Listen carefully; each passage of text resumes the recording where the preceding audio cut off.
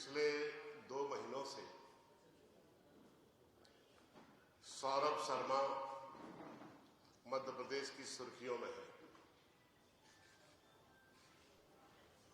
और आज अखबारों में खबर आई कि उनकी जमानत हो गई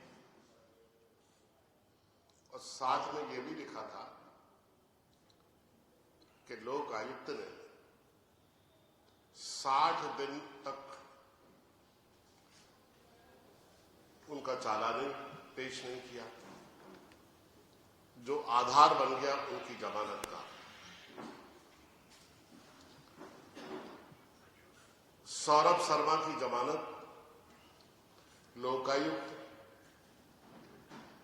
मध्य प्रदेश की पुलिस, मध्य प्रदेश की सरकार और जितनी भी जांच एजेंसियां हैं उनके लिए आज एक काला धब्बा है और इतिहास में उनकी बेईमानी, उनकी निर्लज्जता को याद किया जाएगा। 60 दिन तक लोकायुक्त ने चालान पेश नहीं किया और ये सिद्ध कर दिया कि लोकायुक्त पहरेदार नहीं, हिस्सेदार है। आप सब लोगों को ये जानकारी है कि 52 किलोग्राम सोना और 11 करोड़ रुपए पकड़ा गया था। 11 करोड़ रुपए और 52 किलो सोना सड़कों पर पड़ा मिल रहा है और 22 साल से मध्य प्रदेश में कामकाज कर रही है सरकार इतनी भी सक्षम नहीं है कि ये बता सके कि ये सोना किसका है। मध्य प्रदेश में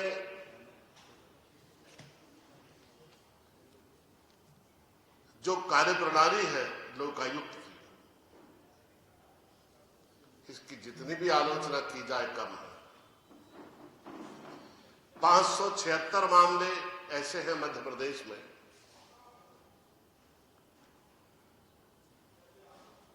आर्थिक अपराधों के, जिनमें लोकायुक्त ने जांच की और ठंडे बस्ते में डाल दी। बाद में पता चला कि संबंधित विभाग ने जिनकी जांच चल रही थी उन पर चालान पुटअप करने की और केस चलाने की अनुमति ही नहीं दी।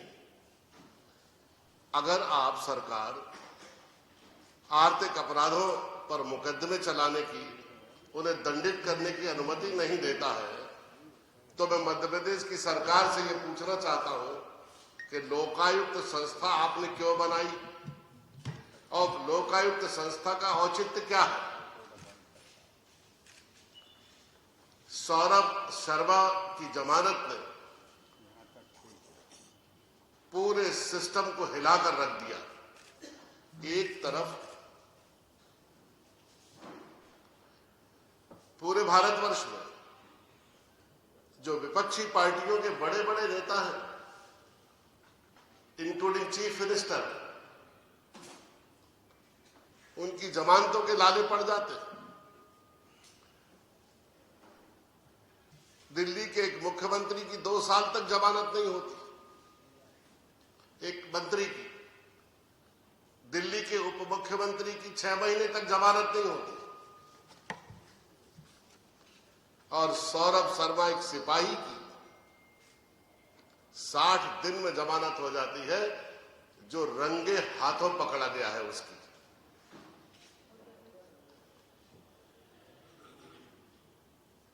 मध्य प्रदेश के इतिहास में आज तक ऐसी सरकार नहीं बनी जो वर्तमान में चल रही है, जो इतनी निर्भीकता से, इतनी निर्लज्जता से और खुलेआम भ्रष्टाचार कर रही है। खुलेआम। और जनता, पॉलिटिकल पार्टी के लोग और जनता, पॉलिटिकल पार्टी के लोग सब मूक दर्शक बने हुए, चुपचाप एक अवसरवादी मौन साधकर तमाम इस निर्लज्जता को, इस तांडव को केवल देख रहे हैं। उनकी कोई प्रतिक्रिया नहीं आ रही।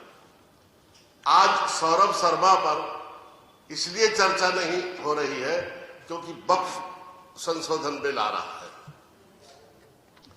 कभी वक्फ संशोधन बिल आ जाएगा, कभी मथुरा के मंदिर का विषय आ जाएगा, कभी भोजपुर के मंदिर का विषय आ जाएगा, कभी धारपुर की भोजशाला का विषय आ जाएगा और कभी अयोध्या के राम मंदिर का विषय आ जाएगा। कभी गाय का विषय आ जाएगा, कभी गंगा का विषय आ जाएगा, लेकिन गरीबी, अज्ञान, अशिक्षा जैसे गंभीर सवालों का विषय नहीं आएगा।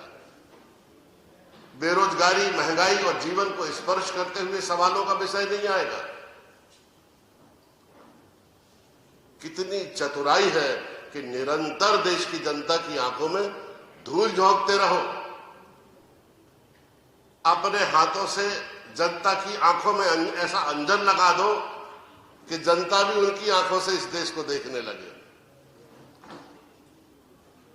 ऐसा डर का माहौल, अभिव्यक्ति की ऐसी अवसरवादी चुप्पी का माहौल मैंने भारतवर्ष में इतने वर्षों में कभी नहीं देखा।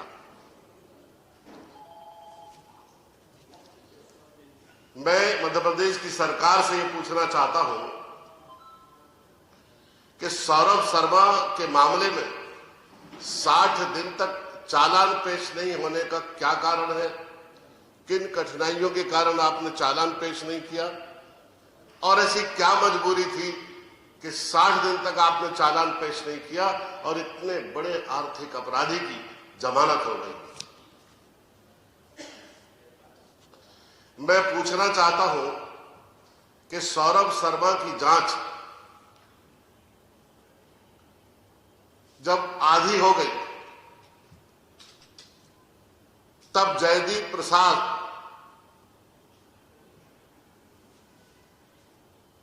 जो निदेशक है लोकायुक्त के, उनका स्थानांतरण किन कारणों से कर दिया गया, ये मध्य प्रदेश की सरकार को बताना पड़ेगा।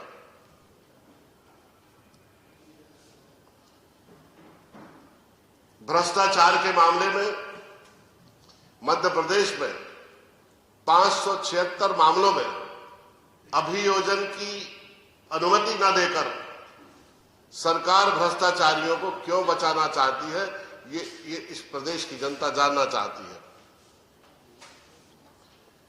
लोकायुक्त की बार बार नाकामी के उपरांत हम ऐसी संस्था को जो पहरेदार न होकर हिस्सेदार हो गई है, हम क्यों ढोना चाहते हैं, हम क्यों आगे चलाना चाहते हैं? मैं पक्ष और विपक्ष, मध्य प्रदेश की लोकशाही और मध्य प्रदेश की सरकार और मध्य प्रदेश के राज्यपाल से ये अपील करना चाहता हूं कि ऐसी संस्था का क्या औचित्य है जो हिस्सेदार है, पहरेदार नहीं है, और ऐसी संस्था को भंग कर देना चाहिए। ऐसी संस्था भ्रष्टाचार को रोकने की बजाय भ्रष्टाचार को प्रमोट कर रही है, उसमें शामिल हो रही है।